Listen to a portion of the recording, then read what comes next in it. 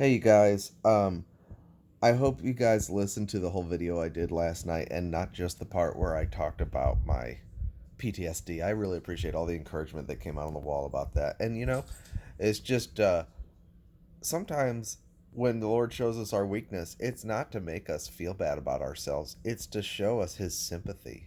And, I always get like Tim Henderson leads a person to the Lord every day.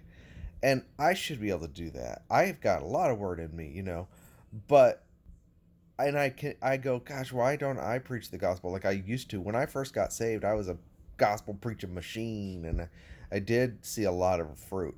But then over the years, I got beat down and beat down and beat down, and now I've got these physiological reactions that, boy, I can, my tolerance for stress in communication and conversation is very limited, and I shy away from it. I mean, yeah, so I need the Lord to heal me, or I just need to rest and say, well, He has limited me so that I can focus on what He's prepared for me to do, which seems to be this YouTube channel.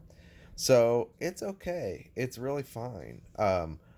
Last night was just sort of like a reminder of, yeah, you still got these things that if it weren't for the grace of the Lord, and He accepts us for who we are, we need to accept ourselves with our brokenness. And anyway, the rest of the message, though, was really important about rewards and our attitude towards people and stuff, and how we have a works view of just it really filters into our view of everything.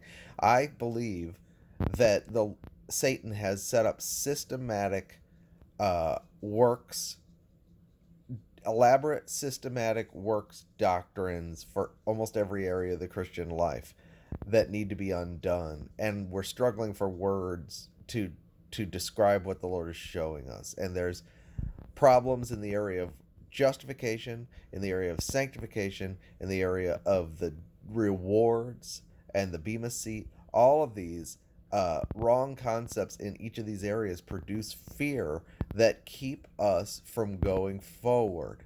And it's the love of God that that casts out this fear and perfects us in His love and makes it so that we can confidently stand before the Lord when He comes.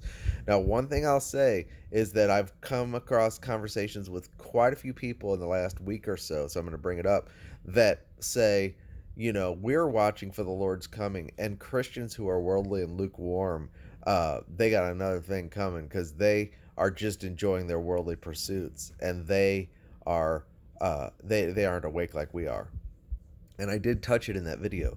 The reason people don't look forward to the Lord's coming and avoid the topic like the plague, even if they're Christians, is because their conscience is not perfected. Their conscience is condemning them, and they haven't learned how to deal with the conscience yet with the blood of Jesus Christ. They know they're saved, but they don't understand how to stand boldly before the Lord knowing that He's smiling at you. And that's a matter of growth, under the full assurance of faith, right? And when you are fully confident in grace and His love has cast out the fear, and you really are standing in the love of God, then the Lord's coming is a subject of rejoicing, and you can finally see, oh, He's coming without sin unto salvation to those who look forward to Him, and His reward is with Him, and His reward must have been different than I thought. But then there's other people who think that their interest in prophecy, that's become the hobby, is going to be rewarded. Like, oh, well, you really studied all about Ezekiel 38 and everything. You were really interested in my coming. But w- the question is, can you stand confidently before Him knowing that He's your reward? Or do you carry secret shame because your conscience has not been perfected? you know and that's, maybe you don't show it, and maybe you don't even know it, but it's revealed in how you measure others. When you say others are, well, they're not interested in the Lord's coming because blah blah blah, or they're not as interested as I am, that shows that you're still under works with respect to even the idea of His coming, which means that when the brightness of His glory shines, you may not be as confident as you thought you were. We can study the Bible and still not come to the Lord. He says, you search the scriptures daily, thinking that in them you have life, but you won't come to me that you might have life, right? He is the life. And when we come to the Word, it's got to be to come into His presence. And a lot of people avoid His presence by immersing themselves in the study of prophecy. And they think they're studying the Word. And yet, the question is, are you confidently coming to the throne of grace every day and enjoying the rest of God and partaking of Christ and seeing how much you and He are one? Do you see that? Has the love of God cast out your fears? Or you're really good at studying prophecy and so you think you're interested in His coming, but in your personal life you don't draw near that much because you have a lot of condemnation because your conscience hasn't been perfected. That's okay if that's the truth. It just shows you need to grow, and your situation is the same as those who are immersed in worldly things. Just because they're immersed in worldly things and you're immersed in the study of Nephilim and prophecy and all that doesn't mean that you've gotten any closer. The measure is how boldly do you come to Christ and enjoy Him. That's the measure of where you are. I really believe this. So I just wanted to say that.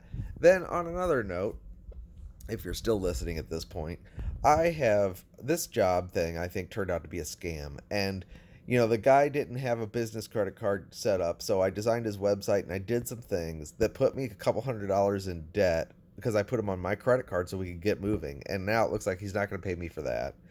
And the whole thing, it's so disappointing because this was going to solve so many problems. So I got my family's hopes up that I was going to be able to phase out weddings and make enough money doing what I love that I wouldn't have to be gone all weekends. And even my kid was like, when do you start your job? Because he wants me home for the weekends and everything.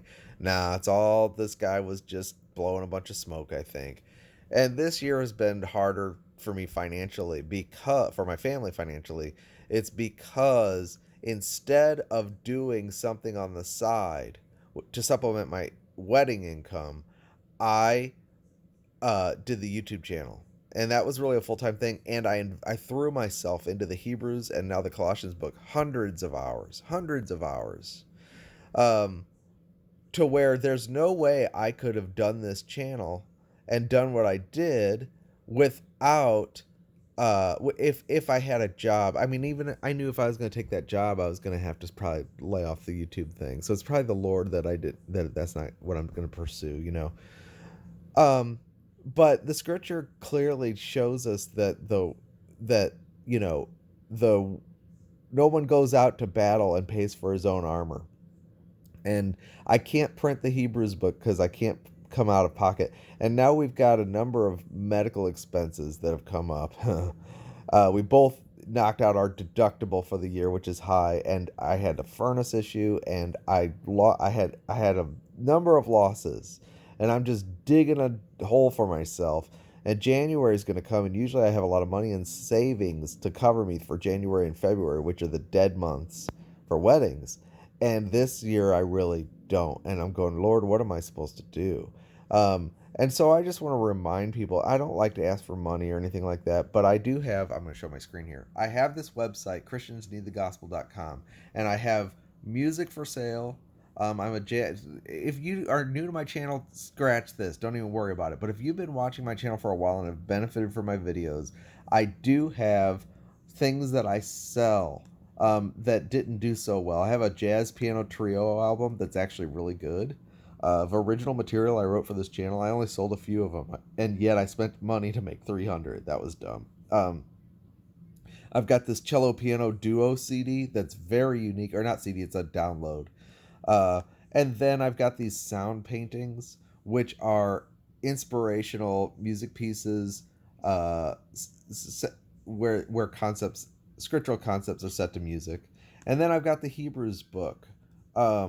That all of these are either free or for a donation, except the CD. The jazz CD, I have to charge $16 because there's shipping and handling fees.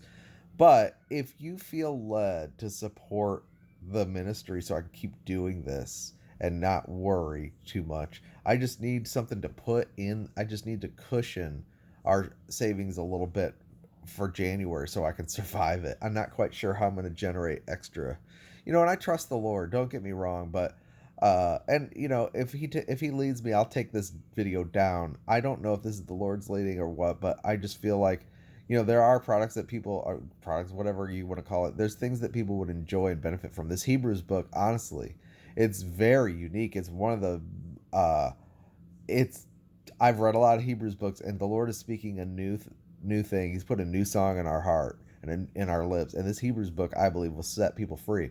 The Colossians book that's coming is going to be extremely beneficial and edifying to people. Um, I don't want to just ask for money. I always want to provide something of value that I put sweat and money and time into. So yeah, if you feel so led, if you're new to this channel, don't do it. But if you are someone that's really been benefiting, there's ways that you could support uh, by going to my website, and I'll put a link in the description. And I appreciate it, and I won't bring it up again anytime soon. But just thought I'd put that out there. All right, thanks. Take care.